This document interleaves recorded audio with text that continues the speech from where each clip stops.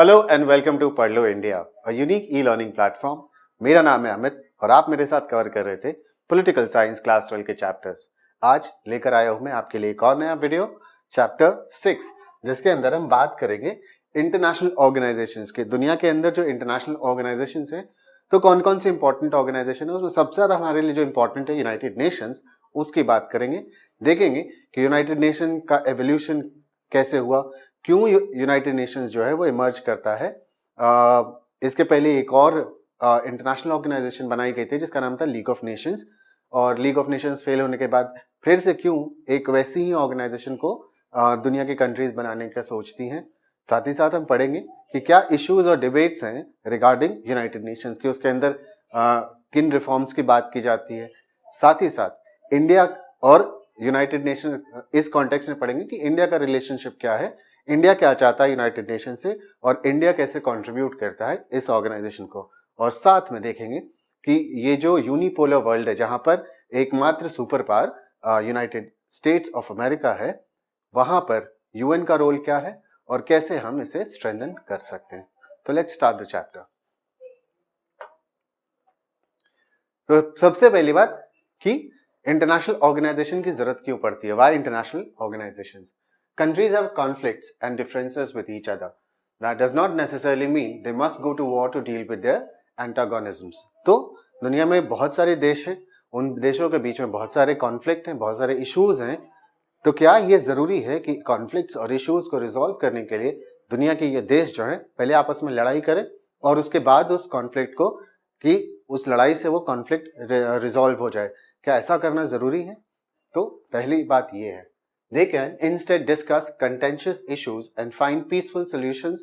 Indeed, even though this is rarely noticed, most conflicts and differences are resolved without going to war. तो ऐसा करना जरूरी नहीं है कि दुनिया के देश जो हैं वो वॉर में जाएं एक दूसरे के खिलाफ। तो क्या कर सकते हैं? तो हम बात कर रहे हैं कि वो जो भी कॉन्फ्लिक्टिंग इश्यूज हैं उनके बीच में, उनको रिजॉल्व करने के लिए निगोशिएशंस और बातचीत कर सकते हैं।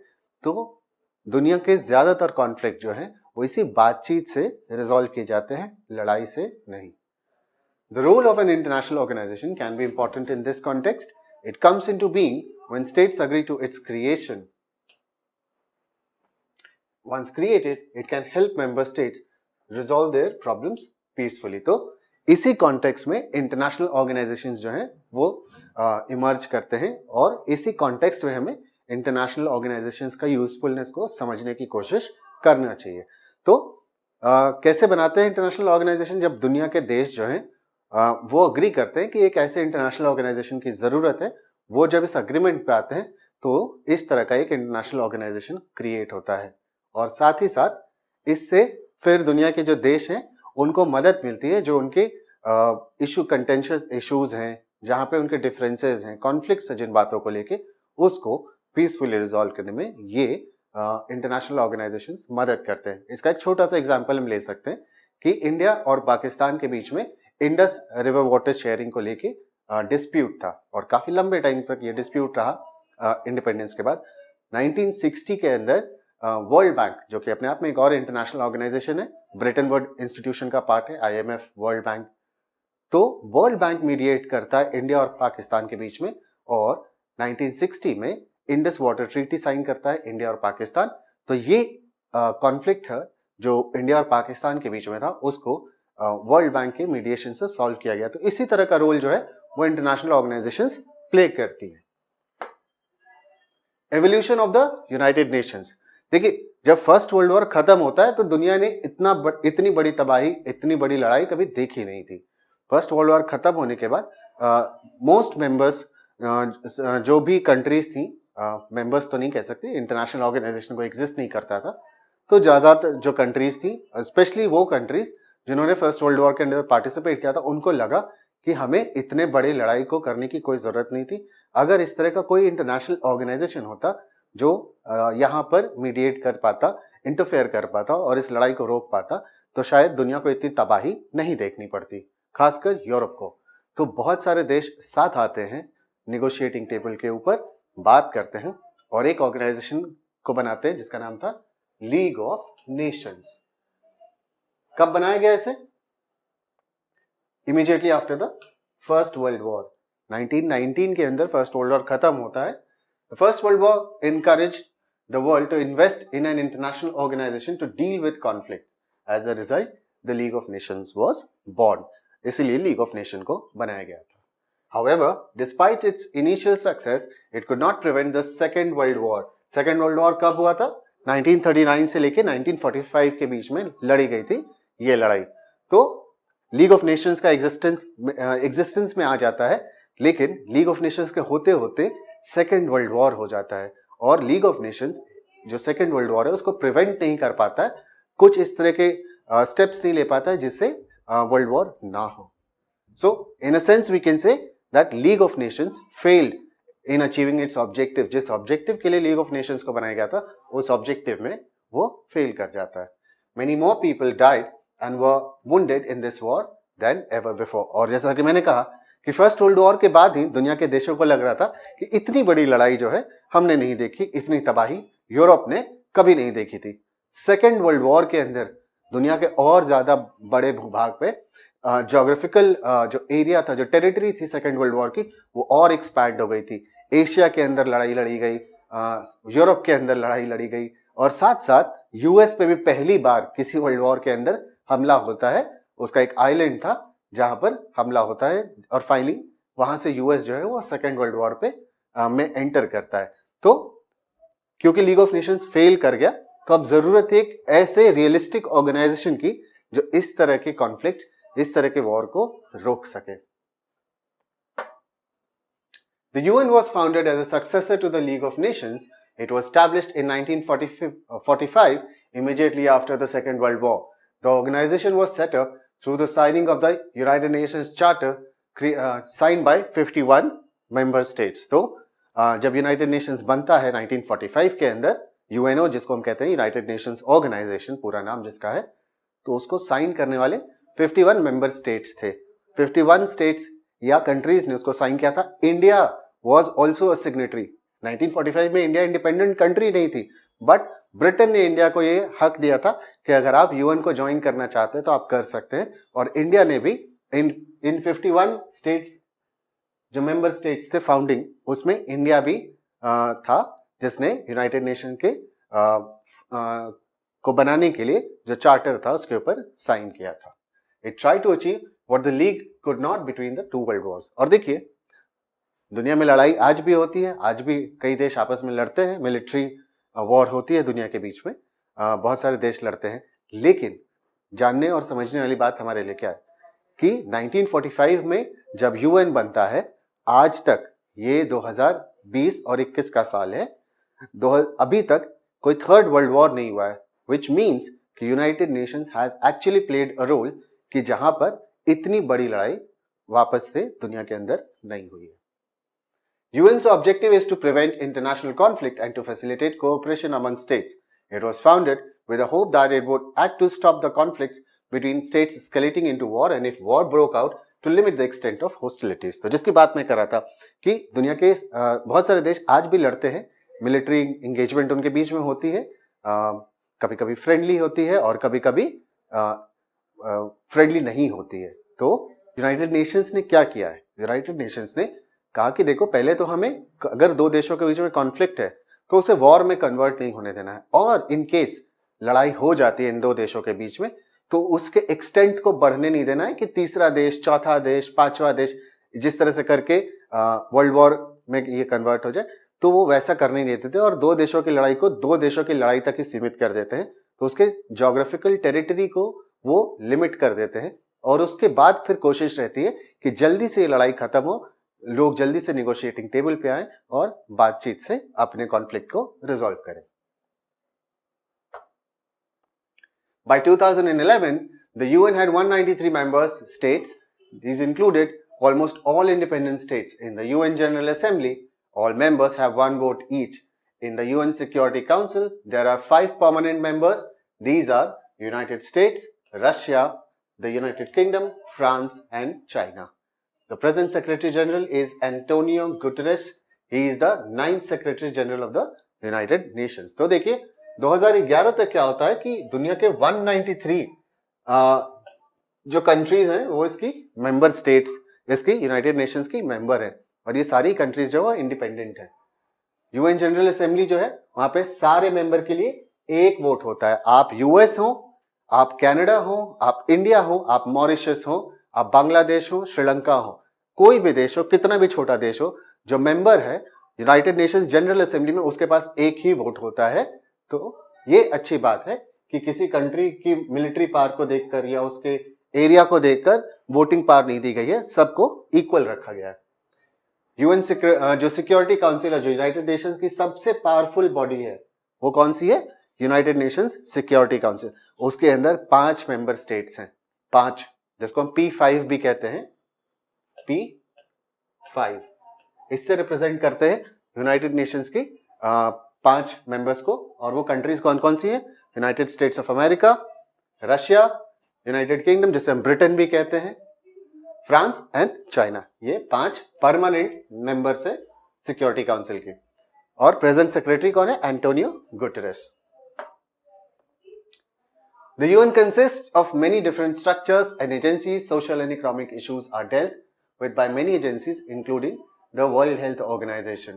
तो बहुत सारी एजेंसीज हैं यूनाइटेड नेशंस के अंदर, और जो सोशल एंड इकोनॉमिक इश्यूज हैं उनको कौन डील करता है? WHO, फिर है यूनाइटेड नेशंस डेवलपमेंट प्रोग्राम, उसके बाद एक और एजेंसी है उनकी United Nations human rights commission, UNHRC, the United Nations high commission for refugees, UNHCR, the United Nations Children's Fund, UNICEF, the United Nations Educational, Scientific and Cultural Organization, UNESCO, among others। तो और बहुत सारे agencies हैं, organs हैं, but ये जो है United Nations की मेन ऑर्गन्स हैं ये सारे।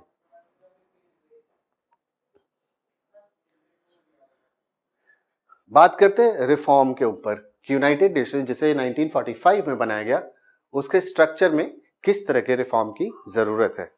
Reform of the UN after the cold war. Cold war कब खत्म हुआ? जब सोवियत यूनियन डिसइंटीग्रेट हो जाता है 1989 से 1990 के बीच में। We say the cold war ended. Cold war का एंड पीरियड 1989-90 है, ठीक है। Two basic kinds of reforms for the UN. तो दो बहुत बेसिक काइंड ऑफ रिफॉर्म्स जिनकी बात की जा रही है दुनिया भर में। दुनिया भर की कंट्रीज जो है इसके ऊपर लगातार यूएन के ऊपर प्रेशर बना रही है कि इस तरह के 2 रिफॉर्म्स जो हैं वो यूएन के अंदर होने चाहिए। कौन से? Reform of the organization structure and processes and a review of the issues that fall within the jurisdiction of the organization. तो अगर इसको हम शॉर्ट में बताएं तो पहला कौन सा? स्ट्रक्चर एंड प्रोसेसेस, और दूसरा ज्यूरिसडिक्शन। इन 2 चीजों के ऊपर दुनिया की जो और कंट्रीज जो मेंबर स्टेट्स हैं यूएन की, वो कह रही कि इन 2 इश्यूज के ऊपर यूनाइटेड नेशंस में रिफॉर्म करने की जरूरत है। On the reform of structures and processes, the biggest discussion has been on the functioning of the security council. तो जो स्ट्रक्चर एंड प्रोसेस है उसमें सबसे ज्यादा सवाल जो उठाए गए वो फंक्शनिंग ऑफ सिक्योरिटी काउंसिल है कि सिक्योरिटी काउंसिल में 1945 में 5 मेंबर थे और 2020-21 में भी 5 ही मेंबर हैं, जबकि जो वर्ल्ड जियोपॉलिटिक्स है, वो दुनिया का पावर बैलेंस है, वो बहुत शिफ्ट हो चुका है, बहुत चेंज हो चुका है। बट दुनिया के अंदर की रियलिटी बहुत बदल चुकी है, जो 1945 में थी और जो 2020 के अंदर है। तो उसके बावजूद वहां पर सिक्योरिटी काउंसिल में सिर्फ 5 ही मेंबर क्यों हैं? Related to this has been the demand for an increase in the United Nations security council permanent and non permanent membership. तो 5 परमानेंट मेंबर होते हैं, तो यही कहा जा रहा है कि जो उनके परमानेंट मेंबर्स हैं उनका नंबर बढ़ाया जाए, और साथ में जो नॉन परमानेंट मेंबर्स होते हैं उनका भी मेंबरशिप बढ़ाया जाए। In particular, there are proposals to increase membership from Asia, Africa and South America. तो प्रपोजल ये कहता है, जो प्रपोजल्स दिए जा रहे हैं कि अफ्रीका, एशिया और साउथ अमेरिका से स्पेशली इस मेंबरशिप में जब आप इंक्रीज करें तो यहाँ की कंट्रीज ज्यादा नंबर में यहाँ की मेंबरशिप उनको मिले यूनाइटेड नेशन सिक्योरिटी काउंसिल की। On the issues to be given greater priority or be brought within the jurisdiction of the United Nations, some countries and experts want the organization to play a greater or more effective role in peace and security missions, while others want its role to be confined to development and humanitarian work, जैसे health, education, environment, population control, human rights, gender and social justice. तो jurisdiction की जहां तक बात की जा रही है यूनाइटेड नेशंस की, जो दूसरा था, एक तो था स्ट्रक्चर एंड प्रोसेसेस जहां पे रिफॉर्म की जरूरत है, और दूसरा था ज्यूरिसडिक्शन। तो कुछ कंट्रीज और एक्सपर्ट्स जो हैं उनका मानना है कि इसको अगर यूनाइटेड नेशंस को एक बड़ा रोल प्ले करना है, एक इफेक्टिव रोल अगर प्ले करना है तो पीस एंड सिक्योरिटी मिशन के लिए, तो उसके लिए उसका ज्यूरिसडिक्शन को बढ़ा देना चाहिए। जबकि कुछ और लोग हैं वो कहते हैं कि नहीं, यूनाइटेड नेशंस को किस पे काम करना चाहिए, डेवलपमेंट एंड ह्यूमैनिटेरियन वर्क के ऊपर यूएन को फोकस करना चाहिए, इंस्टेड ऑफ कि उसके पास और ज्यादा ज्यूरिसडिक्शन आ जाए। After the end of Cold War, realities are different. When the UN was established, here are some of the changes that have occurred. तो 1945 से आज की दुनिया के बीच में रियलिटी कैसे चेंज हो गई है और इसीलिए यूनाइटेड नेशंस के अंदर रिफॉर्म की जरूरत है। तो उसके कुछ एग्जांपल्स हम लेते हैं। Soviet union collapse, Soviet union disintegrate हो चुका है। US is the strongest power, हमें पता है US is the only super power in this world. The relationship between Russia, the successor to the Soviet Union, and US is much more cooperative. और आज के rate में जो Russia है, जो सक्सेसर है, जो सोवियत यूनियन डिसइंटीग्रेट हुआ तो उसका सक्सेसर रशिया है। तो सोवियत यूनियन और या रशिया हम कहेंगे क्योंकि सोवियत यूनियन तो डिसइंटीग्रेट हो चुका है, तो रशिया और यूएस के बीच में काफी बेहतर रिलेशन है कंपेयर टू जो यूनाइटेड स्टेट्स और सोवियत यूनियन का रिलेशनशिप था। China is fast emerging as a great power and India also is growing rapidly. साथ ही साथ हम देख रहे हैं कि और भी कंट्रीज जो हैं वो बहुत जल्दी ग्रो कर रही हैं, बोथ इकोनॉमिकली एंड मिलिटरीली। तो चाइना जो है वो क्लोजेस्ट है, जो हम जैसे कह सकते हैं कि जो यूएस को चैलेंज कर सके, तो चाइना इज क्लोजेस्ट। और इकोनॉमिकली भी चाइना ने बहुत वास्ट इंप्रूवमेंट किया है, और उसके साथ साथ इंडिया ने भी अपने आप को काफी इंप्रूव किया है, उसका भी ग्रोथ बहुत अच्छा रहा है कुछ सालों में। The economies of Asia are growing at an unprecedented rate. Many new countries have joined the UN as they became independent from the Soviet Union or former communist states in Eastern Europe. और इसी तरह से हम देखते हैं कि Asia के और भी बहुत सारे देश हैं जिनका ग्रोथ रेट काफी अच्छा रहा है, और बहुत सारे नए मेंबर बने हैं, मेंबर स्टेट्स जिन्होंने ज्वाइन किया है यूनाइटेड नेशंस को, क्योंकि या तो वो सोवियत यूनियन से टूट के अलग नए देश बने, इंडिपेंडेंट कंट्रीज बनी, या फिर बहुत सारी कम्युनिस्ट रिजीम्स थी जो कोलैप्स की और उसके बाद इन्होंने सोवियत यूनियन यूनाइटेड नेशंस को ज्वाइन किया। रिफॉर्म स्ट्रक्चर्स एंड प्रोसेसेस, इसके ऊपर बात करते हैं। इन 1992 the United Nations general assembly adopted resolution. The resolution reflected 3 main complaints. तो जब हम बात करते हैं इस reform of structure and processes की, तो उसके ऊपर क्या हुआ कि 1992 में एक यूनाइटेड नेशंस जनरल असेंबली में एक रेजोल्यूशन पास किया गया। इस रेजोल्यूशन के अंदर 3 कंप्लेंट्स थी मेनली। पहला, the security council no longer represents contemporary political realities, जिसके एग्जांपल्स हमने देखे पीछे वाली स्लाइड के अंदर कि सोवियत यूनियन नहीं है, साथ साथ एशिया की बहुत सारी कंट्रीज जो हैं उनका ग्रोथ रेट काफी हाई है, China has emerge as a great power in the on the world scene. तो जो सिक्योरिटी काउंसिल है no longer represents contemporary political realities, ये पहला था। Its decisions reflect only Western values and interests and are dominated by a few powers। की जो security council है उसकी जो वैल्यूज है वो बेसिकली वही है जो वेस्टर्न कंट्रीज की वैल्यूज हैं। तो वो जिस चीज को डेमोक्रेटिक मानते हैं, जहां पे उनको लगता है कि ह्यूमन राइट्स वायलेशन होता है, यूएन वहीं पे काम भी करता है। और एक्चुअली जब उनके यहाँ कभी ह्यूमन राइट्स वायलेशन हो रहा होता है तो यूएन ज्यादा अटेंशन पे नहीं करता, क्योंकि वो उन्हीं की वैल्यूज है जो यूएन को वो देते हैं। इट लैक्स इक्विटेबल रिप्रेजेंटेशन, कि इक्विटेबल रिप्रेजेंटेशन नहीं है, स्पेशली ज्यादातर कंट्रीज जो हैं वो यूरोप से हैं, वेस्ट से हैं और यूएस से है। तो यूएस खुद ही एक मेंबर है और 2 मेंबर यूरोप से हैं और बाकी 2 मेंबर जो हैं वो एशिया से हैं। तो इस तरह से हम देखते हैं कि 2 कॉन्टिनेंट ऐसे हैं, साउथ अमेरिका और अफ्रीका, यहाँ का कोई मेंबरशिप नहीं है सिक्योरिटी काउंसिल में। तो इसलिए कहते हैं कि it lacks equitable representation. And some of the criteria that have been proposed for new permanent and non permanent members of the security council. तो कहा गया कि अगर आपको सिक्योरिटी काउंसिल का मेंबर नया बनना है तो उसके अंदर कुछ क्राइटेरिया डिसाइड किए गए हैं कि वो क्राइटेरिया कैसे होंगे। पहला, आपको एक मेजर इकोनॉमिक पावर होना चाहिए, और इसको इंडिया के कॉन्टेक्स्ट में लेके चलते हैं। तो इंडिया मेजर इकोनॉमिक पावर है a major military power, India एक मेजर मिलिट्री पावर है। A substantial contributor to the UN budget, India बहुत कंट्रीब्यूट करता है यूएन के बजट में, बोथ फाइनेंशियली और जो पीस कीपिंग फोर्सेज हैं यूएन की, उसके अंदर इंडिया का ऑलमोस्ट 20 to 25% कंट्रीब्यूशन होता है यूनाइटेड नेशंस की पीस कीपिंग फोर्सेज में। A big nation in terms of it population, India is the second most populous country in the world after China. A nation that respects democracy and human rights, India एक democracy है और human rights को respect भी करता है। A country that would make the council more representative of the world's diversity in terms of geography, economic system and culture. अब geography और economy में तो इंडिया वैसे भी डाइवर्स है, लेकिन इंडिया एक ऐसा देश है जहां पे दुनिया के सारे मेजर रिलीजन जो हैं वो रहते हैं। दुनिया की जो सिक्योरिटी काउंसिल के परमानेंट मेंबर्स हैं उनके अंदर कोई भी देश ऐसा नहीं है जहां पे इतनी रिलीजियस डाइवर्सिटी हो जितनी इंडिया के अंदर है। तो इसको भी, इस क्राइटेरिया को भी पूरा करता है इंडिया। मैंने ये क्यों बताया कि इन सारे क्राइटेरियाज को फुलफिल करता है इंडिया, वो हम आगे स्लाइड्स में देखेंगे।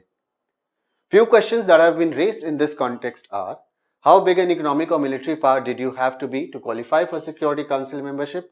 कि आपको कितना बड़ा, कि कुछ सवाल पूछे जा रहे हैं इसके लेके कि कितना बड़ा आपको इकोनॉमिक पावर होना चाहिए। मतलब आप कैसे डिफाइन करेंगे कि 3 ट्रिलियन डॉलर्स आपकी जीडीपी होनी चाहिए या 4 ट्रिलियन डॉलर्स होनी चाहिए या 5 ट्रिलियन डॉलर, ये डिफाइन कैसे करेंगे आप? उस पैरामीटर आप अगर कुछ पॉइंटर्स बनाएंगे 1 2 3 करके, तो उसको डिफाइन भी करना पड़ेगा। ये तो बहुत वेग हो गया मेजर इकोनॉमिक पावर, लेकिन मेजर इकोनॉमिक पावर हम किसको बोलेंगे? इसको डिफाइन करने के लिए हमें प्रिसाइज पैरामीटर्स चाहिए जो कि हमारे पास नहीं है। What level of budget contribution would enable a state to buy its way into the council? की चलिए मान लिया कि एक मेजर इकोनॉमिक पावर है आप दुनिया के, लेकिन अगर हम बात करें इस पॉइंट की कि अब यूएन के अंदर जो यूएन का खर्च है उसके बजट में आपका कितना % कंट्रीब्यूशन होना चाहिए। मान लीजिए कोई एक कंट्री है जो कहे कि मैं 20% कंट्रीब्यूट अकेले कर दूंगा, तो फिर बाकी कंट्रीज क्या करेंगी? वो कैसे आएंगी यूनाइटेड नेशंस के अंदर? क्योंकि अगर एक ही कंट्री 20% फंड दे रही है तो फिर बाकी कंट्रीज के लिए रास्ता बंद हो जाएगा, क्योंकि 3-4 मान लीजिए 20-25 कंट्रीज मिलकर बाकी का 80% फंड ले आती है, तो नई कंट्रीज के लिए वो रास्ता बंद हो जाता है। तो ये बहुत वेग से ये पैरामीटर्स हैं, ये गाइडलाइंस है जिसको डिफाइन करना बहुत जरूरी है। साथ ही साथ बिग पॉपुलेशन एक एसेट है कंट्री के लिए या लाइबिलिटी है, trying to play a bigger role in the world politics. World politics में आपके पास अगर एक बड़ा पॉपुलेशन है तो वो आपके लिए लाइबिलिटी या एसेट, ये उस कंट्री को डिसाइड करना है कि वो उसको लाइबिलिटी बनाता है या अपना एसेट बनाता है। The main privileges of the 5 permanent members are permanency and the veto power. तो अगर आपसे सवाल आए सिक्योरिटी काउंसिल के परमानेंट मेंबर्स के ऊपर, तो उसमें 2 बहुत इंपॉर्टेंट फैक्टर्स हैं। पहला तो भाई वो परमानेंट मेंबर है, उनका इलेक्शन नहीं होता है, वो हैं और वो हमेशा रहेंगे जब तक सिक्योरिटी काउंसिल के अंदर कुछ और रिफॉर्म्स ना आ जाएं और ये परमानेंट मेंबर्स उस रिफॉर्म के लिए अग्री कर जाएं। और दूसरा veto power, security council UN को डायरेक्ट करता है कोई स्टेप लेने के लिए, लेकिन इस डायरेक्शन के लिए 5 मेंबर्स का यूनानिमस वोट होना चाहिए। एक मेंबर ने भी वीटो पावर लगा दिया, मतलब अगर उस डिसीजन से डिफर करता है तो यूनाइटेड नेशन सिक्योरिटी काउंसिल कोई भी डायरेक्शन यूएन को नहीं देगा एक पर्टिकुलर केस में जिसके लिए यूनाइटेड नेशन सिक्योरिटी काउंसिल के परमानेंट मेंबर्स की मीटिंग हो रही है। ये 2 बहुत इंपॉर्टेंट पावर्स हैं और प्रिविलेजेस हैं परमानेंट मेंबर्स को। The non permanent members are elected in a manner so that they represent all continents of the world. साथ ही मैंने कहा आपसे कि नॉन परमानेंट मेंबर्स भी होते हैं, तो वो एक इस प्रोपोर्शन में उनको इलेक्ट किया जाता है कि दुनिया के सारे कॉन्टिनेंट को रिप्रेजेंटेशन वहां पर मिल सके। और 2 साल का टर्म होता है नॉन परमानेंट मेंबर्स का, और इंडिया कई बार सिक्योरिटी काउंसिल के नॉन परमानेंट मेंबरशिप में इलेक्ट हो चुका है। While there has been a move to abolish or modify the veto system, there is also a realization that the permanent members are unlikely to agree to such a reform. कि कहा यह जा रहा है कि ठीक है, अगर आप परमानेंट मेंबर अभी इंक्रीज नहीं कर रहे हैं तो वीटो पावर आपका हम खत्म कर देते हैं, जो परमानेंट मेंबर्स को वीटो पावर मिला है, लेकिन परमानेंट मेंबर जो है वो इस बात से अग्री नहीं करते हैं। चलिए बात करते हैं jurisdiction of the United Nations. In September 2005, to celebrate the anniversary and review the situation, it was decided that the following steps should be taken to make the UN more relevant in the changing context. कि जब jurisdiction की हम बात करते हैं कि देखो जब वर्ल्ड की रियलिटी चेंज हो गई है तो यूएन के jurisdiction के ऊपर भी कुछ रिफॉर्म होने चाहिए. उसके लिए एक मीटिंग होती है और उसके अंदर कुछ स्टेप्स डिसाइड किए जाते हैं कि ये स्टेप्स यूएन को लेने चाहिए अपने jurisdiction में रिफॉर्म के लिए. Creation of a peace building commission, जो दुनिया भर में जो कॉन्फ्लिक्ट जोन्स हैं, जो कॉन्फ्लिक्ट वाले रीजन्स हैं, वहां पे ये कमीशन काम करे और कोशिश करे कि इन कंट्रीज को कि वो पीसफुली अपने अपने कॉन्फ्लिक्ट्स को रिजॉल्व करें. उसके लिए पीस बिल्डिंग कमीशन होना चाहिए. दूसरा देखते हैं acceptance of the responsibility of the international community in case of failures of national government to protect their own citizens from atrocities.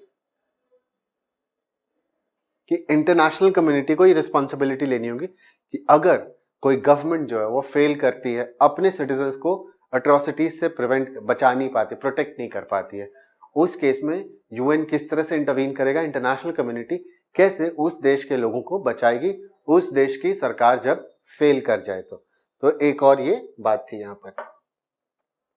साथ ही साथ establishment of a human rights council, जो कि ऑलरेडी आ चुका है, फंक्शनिंग कर रहा है, operational since 2006.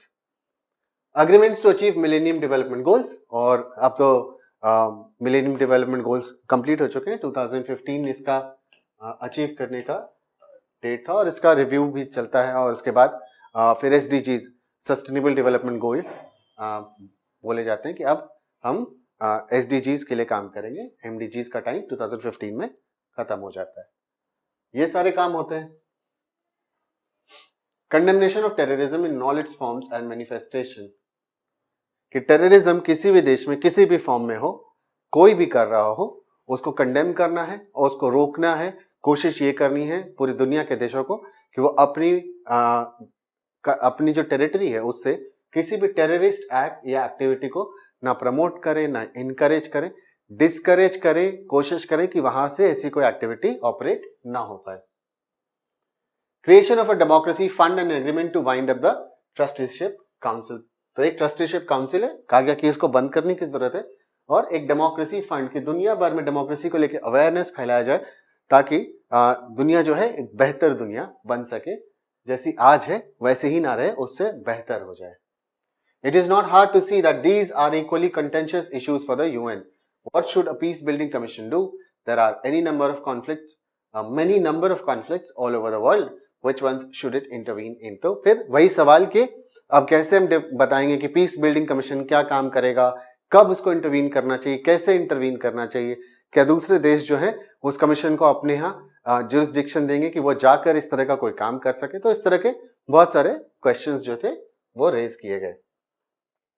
Given that so many countries are still part of the developing world, how realistic it is for the UN to achieve an ambitious set of goals such as those listed in Sustainable Development Goals. अब बोलने में बहुत अच्छा लगता है Sustainable Development Goals, but आप achieve कैसे करेंगे? If you're a poor country and you have a huge population, the population and most of which is illiterate, poor, without any access to proper health care, jobs नहीं है, employment opportunities नहीं है, वहां पर उन देशों के अंदर ये गोल्स को अचीव करना इज अ हरकुलियन टास्क. क्यों?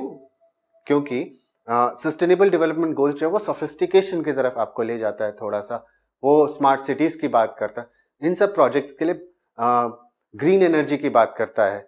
और दुनिया के ज्यादातर डेवलपिंग कंट्री जो है उनके पास इतना फंड नहीं है कि वो सस्टेनेबल डेवलपमेंट गोल्स में इतना इन्वेस्ट कर सके. तो ये अपने आप में एक थोड़ा सा ऐसा बन जाता है प्लान, सस्टेनेबल डेवलपमेंट गोल, जिसको अचीव करना लगता है थोड़ा सा डिफिकल्ट काम है, specially for the developing countries of the world. Now बात करते हैं India and the UN reforms की, कि इंडिया किस तरह से यूएन में रिफॉर्म चाहता है, क्यों चाहता है. और तो मैंने आपको बताया था एक लिस्ट जो हम पढ़ रहे थे कि क्या क्राइटेरिया होना चाहिए जो सिक्योरिटी काउंसिल का मेंबर बने, और उसके बारे में मैंने आपको हर पॉइंटर पे इंडिया लिख के बताया था कि इंडिया इन सारे क्राइटेरिया को फुलफिल करता है. तो अब यहां से उसी को आगे बढ़ाएंगे. India has supported the restructuring of the UN on several grounds. It believes that strengthened and revitalized UN is desirable in a changing world. की इंडिया अग्री करता है इस बात से कि यूनाइटेड नेशंस के अंदर बदलाव होने चाहिए, वहां पे रिफॉर्म की जरूरत है, क्योंकि दुनिया जो है वो काफी बदल चुकी है, और अगर ये यूएन को स्ट्रेंथन ही करेगा और यूएन जो है वो और बेहतर तरीके से काम कर पाएगा. One of India's major concerns has been the composition of the Security Council, which has remained largely static while the UN General Assembly membership has expanded considerably. तो एक इंडिया का बड़ा कंसर्न क्या है कि जो यूनाइटेड नेशंस सिक्योरिटी काउंसिल है उसकी मेंबरशिप तो इंक्रीज नहीं हुई है, जबकि यूनाइटेड नेशंस जनरल असेंबली जो है उसकी मेंबरशिप जो 51 स्टेट्स से शुरू हुआ था आज के रेट में उसके 193 मेंबर हैं. तो एक तरफ तो आप मेंबरशिप बढ़ाते जा रहे हैं, लेकिन दूसरी तरफ आपने मेंबरशिप रोक रखी है. सिर्फ 5 देशों को वो प्रिविलेजेस दिए हैं जो सिक्योरिटी काउंसिल के परमानेंट मेंबर्स को मिलता है. तो ऐसा क्यों है ये जानने की जरूरत है, और इसलिए इंडिया कहता है कि रिफॉर्म्स की इसलिए जरूरत है हमें. तो हमने पहले ही बात की, the membership of UN security council was expanded from 11 to 15 in 1965, but there was no change in the number of permanent members. तो सिक्योरिटी काउंसिल का टोटल मेंबरशिप जो है, which means both permanent and non permanent members, तो उसके अंदर permanent और non permanent members दोनों आते हैं. तो ये जो है 6 पहले नॉन परमानेंट मेंबर होते थे और 5 परमानेंट, तो 5 + 6 11, जिसको 65 में बढ़ा के 15 कर दिया गया. तो अभी 5 परमानेंट मेंबर्स हैं और 10 नॉन परमानेंट मेंबर्स हैं. But there was no change in the number of permanent members. तो ऐसा क्यों कि जब आप नॉन परमानेंट मेंबर्स का नंबर बढ़ा सकते हैं तो परमानेंट मेंबर्स का नंबर क्यों नहीं बढ़ा सकते हैं? Since then the size of the council has remained stationary. तो कुछ इस तरह के कंसर्न्स हैं इंडिया के उसके रिफॉर्म्स को लेके. The fact remains that the overwhelming majority of the United Nations general assembly members now are developing countries. Therefore, India argues that they should also have a role in shaping the decisions in the Security Council which affects them. तो Security Council के जो decisions होते हैं वो generally दुनिया के developing और least developing countries को, least developed countries को affect करते हैं. अब बात ये है समझने के लिए हमारे कि जो यूनाइटेड नेशंस जनरल असेंबली है उसके अंदर जो मेंबरशिप है वो ज्यादा से ज्यादा उसके मेंबर कौन है, जो डेवलपिंग कंट्रीज हैं और लीस्ट डेवलप्ड कंट्रीज हैं. तो इसलिए इंडिया कहता है कि क्योंकि मेंबरशिप इतने ज्यादा डेवलपिंग कंट्रीज की है तो उसका अपना जो यूएन का एक डिसीजन मेकिंग है उस प्रोसेस में इस डेवलपिंग कंट्री का कोई रोल नहीं है. तो जो डिसीजंस लिए जा रहे हैं वहां पर वो अफेक्ट करते हैं डेवलपिंग कंट्रीज को, बट वो उस डिसीजन मेकिंग प्रोसेस के का हिस्सा नहीं है, और इसीलिए उनको ये हिस्सा मिलना चाहिए. वहां डिसीजन मेकिंग में डेवलपिंग कंट्रीज को इंक्लूड करना चाहिए. India itself also wishes to be a permanent member in a restructured UN. India is the second most populous country in the world, comprising almost 1/5 of the world population. तो इसी वजह से India चाहता है कि उसको परमानेंट मेंबरशिप मिलनी चाहिए सिक्योरिटी काउंसिल की. और जैसे कि हमने क्राइटेरिया के ऊपर बात की थी, तो सेकंड मोस्ट पॉपुलस कंट्री है और 1/5 of the world population India के अंदर अकेले रहती है. ऑलमोस्ट 20% पॉपुलेशन दुनिया की जो है वो सिर्फ इंडिया के अंदर रहती है. तो सारे क्राइटेरिया को फुलफिल भी करता है India. Moreover, India is also the world's largest democracy. India has participated in virtually all of the initiatives of the UN. Its role in the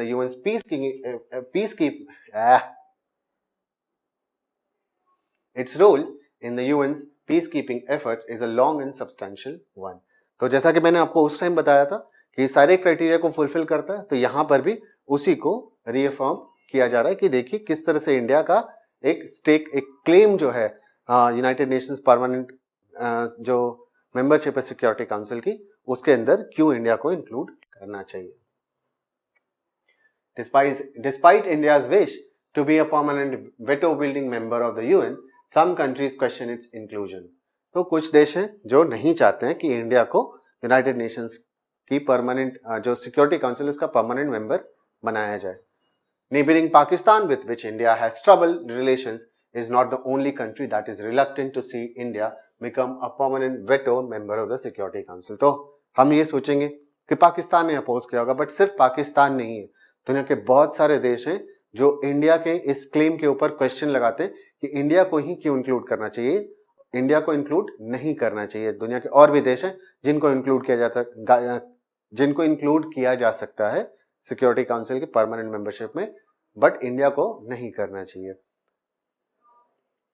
Yet others feel that if India is included, then other emerging powers will have to be accommodated, such as Brazil, Germany, Japan, perhaps even South Africa, whom they oppose. और दूसरे जो देश हैं उनको लगता है कि चलिए मान लिया हमने इंडिया को दे दिया, तो इससे प्रॉब्लम क्या आएगी? प्रॉब्लम ये आएगी कि और जो इमर्जिंग इकोनॉमीज है, इमर्जिंग कंट्रीज हैं दुनिया की, ब्राजील है, साउथ अफ्रीका है, जापान है, जर्मनी है, ये सब देश फिर बोलेंगे इन्होंने भी क्लेम किया हुआ है परमानेंट जो मेंबरशिप है सिक्योरिटी काउंसिल की, उसके अंदर इनका भी क्लेम है.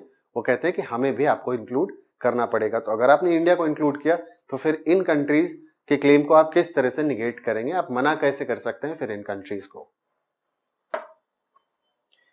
There are those who feel that Africa and South America must be represented in any expansion of the permanent membership, since those are the only continents not to have representation in the present structure. और कुछ लोगों को ये भी लगता है कि देखिए परमानेंट मेंबर्स कहाँ से हैं, अमेरिका, नॉर्थ अमेरिका से हैं, यूरोप से है और एशिया से है. तो दो कॉन्टिनेंट बच गए, एक अफ्रीका और एक साउथ अमेरिका, जहां से परमानेंट जो मेंबर्स होते हैं सिक्योरिटी काउंसिल के, वहां कोई रिप्रेजेंटेशन नहीं है. तो सबसे पहला हक अफ्रीका और साउथ अमेरिका का बनता है, उनको इंक्लूड करना चाहिए. The UN in a unipolar world unipolar world है क्यों? क्योंकि यूएस जो है एक इकलौता सुपर पावर है इस दुनिया का. तो यूनिपोलर वर्ल्ड, जब दो सुपर पावर थे, सोवियत यूनियन और यूनाइटेड स्टेट्स, तो हम इसे बाइपोलर वर्ल्ड कहते थे. तो अब सोवियत यूनियन एग्जिस्ट नहीं करता है और दूसरा कोई सुपर पावर नहीं है जो अमेरिका को मैच कर सकता है, इसलिए यूनिपोलर वर्ल्ड कहते हैं. First of all, with the disappearance of the Soviet Union, the US stands as the only superpower. मैंने अभी आपको बताया, its military and economic power allow it to ignore the UN or any other international organization. तो militarily इतना strong है, economically इतना strong है कि यूएस जो चाहता है इस दुनिया के अंदर वो करता है, और यूएन मना करे या ना करे, यूएस को जो करना होता है वो करता है. तो यूएन ने मना किया था कि आप अटैक मत कीजिए, फिर भी उसने इराक के ऊपर अटैक किया था. तो इस तरह की बहुत सारी चीजें यूएस करता रहता है और यूएन या कोई और इंटरनेशनल ऑर्गेनाइजेशन नहीं रोक पाता है, क्योंकि यूएस फाइनेंशियली और मिलिट्रीली इतना स्ट्रांग है. Secondly, within the UN, the influence of the US is considerable. कि यूनाइटेड नेशंस जो है उसी के अंदर यूनाइटेड स्टेट्स का इतना ज्यादा इन्फ्लुएंस है कि जिसके बारे में बताना नामुमकिन है. वर्चुअली कंट्रोल करता है यूनाइटेड नेशंस को United States. As the single largest contributor to the UN, the US has unmatched financial power. सबसे ज्यादा फाइनेंशियल कंट्रीब्यूशन जो यूनाइटेड नेशंस का बजट होता है, जो उसके एक्सपेंसेस हैं, उसके अंदर सबसे ज्यादा जो कंट्री कंट्रीब्यूट करती है वो है यूनाइटेड स्टेट्स. और इसीलिए क्योंकि इतना बड़ा कंट्रीब्यूटर है, ये जो फाइनेंशियल जो इकोनॉमिक पावर है अमेरिका की, उसकी वजह से यूएन कुछ नहीं कर पाता है अमेरिका के खिलाफ. The fact that the UN is physically located within the US territory gives Washington additional sources of influence. और सबसे बड़ी बात कि जो यूनाइटेड नेशंस है वो खुद अमेरिका के अंदर उसके ऑफिसेज लोकेटेड है, और इसकी वजह से एक एडिशनल इन्फ्लुएंस पड़ता है यूनाइटेड स्टेट्स का, वहां की पॉलिटिक्स का यूएन के ऊपर.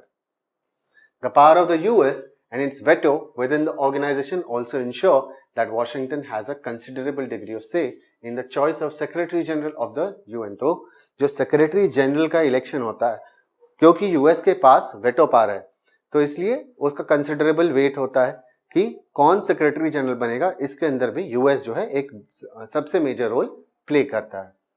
The US can and does use this power to split the rest of the world and to reduce opposition to its policies. और यूएस जो है वो इस वेटो पावर को इस तरह से इस्तेमाल करता है कि वो दुनिया के देशों को जो उसकी ऑपोजिशन जो करते हैं उनको स्प्लिट कर देता है, और इस तरह से उसका ऑपोजिशन जो वो कम हो जाता है. The UN is not there for a great balance to the US. Nevertheless, in a unipolar world in which the US is dominant, the UN can and has served to bring the US and the rest of the world into discussions over various issues. तो UN जो है वो US की power को balance तो नहीं कर पाता, बट उस ऐसा हम नहीं कह सकते कि UN ने कोई रोल प्ले नहीं किया। वो बहुत सारी ऐसे चीजें होती है, बहुत सारी ऐसे डिस्कशंस होती है जिसके ऊपर वो दुनिया भर के देशों को और यूएस को साथ लेकर आता है और फिर वो निगोशिएट करते हैं जो जिन बातों के ऊपर उनके कंसर्न्स हैं। As for the rest of the world, the UN provides an arena in which it is possible to modify US attitudes and policies की उस निगोशिएशन टेबल के ऊपर जब ले आता है यूएस को यूनाइटेड नेशंस, तो दुनिया के वो जो देश हैं उनके आर्ग्यूमेंट की बदौलत यूएस को कहीं ना कहीं थोड़ा सा प्रेशर फील होता है और फिर वो अपनी पॉलिसीज को मॉडिफाई करता है। While the rest of the world is rarely united against Washington, and while it is virtually impossible to balance US power, the UN does provide a space within which arguments against specific US attitudes and policies are heard and compromises and concessions can be shaped। की जैसा मैंने बताया कि pressure feel करता है वो, वहां पे कॉम्प्रोमाइजेस करता है यूएस, क्योंकि दुनिया के इतने सारे देश आके जब उससे आर्ग्यूमेंट करते हैं तो कहीं ना कहीं यूएस को ये लगता है कि इनके आर्गुमेंट सही हैं, तो फिर वो कॉम्प्रोमाइज करने को तैयार होता है, क्योंकि उसको भी अपना एक मार्केट फिर थोड़ा डिफिकल्ट लगने लगता है कि अगर मैंने इन कंट्रीज की बात नहीं सुनी तो शायद मेरे थोड़ी सी डिफिकल्टी बढ़ जाएगी, और इसलिए वो थोड़ा कॉम्प्रोमाइज कर लेता है और अपनी पॉलिसीज को मॉडिफाई करता है। The UN is an imperfect body, but without it the world would be verse of. Given the growing connections and links between the societies and issues, what we often call interdependence, it is hard to imagine how more than 7 billion people would live together without an organization such as the UN की। ठीक है, imperfect body है, सही बात है कि US के power को बैलेंस नहीं कर सकता, लेकिन इमेजिन कीजिए एक ऐसी दुनिया जहां पे यूएन होता नहीं, तो क्या यूएस को कोई कॉम्प्रोमाइज निगोशिएट कराने के लिए भी किसी टेबल पे लेके आ सकता था? UN acts as that platform जहां पे दुनिया भर के देश आते हैं, निगोशिएट करते हैं उन पावर से जिससे वो डायरेक्टली इंगेज नहीं कर पाते, और एक कलेक्टिव पावर जो है, कलेक्टिव बार्गेनिंग पावर उनको यूएन के अंदर मिलती है। तो this is why UN is very important for the world.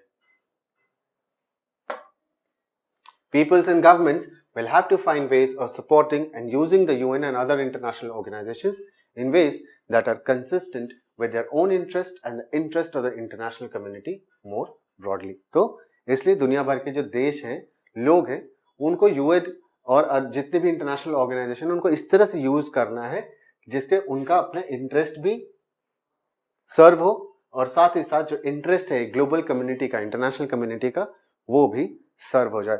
और यूएन इसके अंदर सबसे मेजर रोल दुनिया भर में प्ले करता है। That's it। इस वीडियो के अंदर इतना ही था। आपका ये चैप्टर यहाँ पे फिनिश होता है। आई होप आपको जो मैंने बातें बताई वो समझ आ गई होंगी। Thank you so much for watching this video.